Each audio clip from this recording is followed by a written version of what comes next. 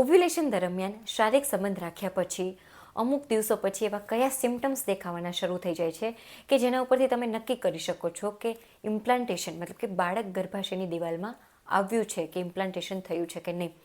તો ઓવ્યુલેશન દરમિયાન શારીરિક સંબંધ રાખ્યા પછી અમુક દિવસો પછી જો તમને બ્લોટિંગ થતું હોય, મતલબ કે પેટ ફૂલાયેલું લાગતું હોય, બેચેની જેવું લાગતું હોય, ઉલટી ઉપકા, કબજિયાત જેવું લાગતું હોય, રાઈટ સાઈડ કે લેફ્ટ સાઈડ મતલબ કે જમણી કે ડાબી બાજુ તમને નોર્મલ એવો ઓવ્યુલેટરી પેઇન દુખાવો થતો હોય, કમરના ભાગે દુખાવો થતો હોય, પતલા પાણી જેવું વ્હાઇટ ડિસ્ચાર્જ થતો હોય, એની સાથે ઘણી વખત બ્રાઉન સ્પોટિંગ કે રેડ સ્પોટિંગ થતું હોય, તો આવા લક્ષણો પ્રેગ્નન્સીના પણ હોઈ શકે છે.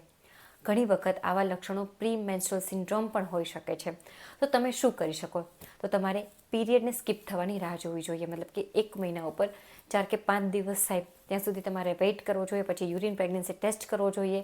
જો ટેસ્ટ પોઝિટિવ આવે તો પણ ડૉક્ટર પાસે જવું જોઈએ અને નેગેટિવ આવે તો પણ ડૉક્ટરને કન્સલ્ટ કરવો જોઈએ. Take care and thank you.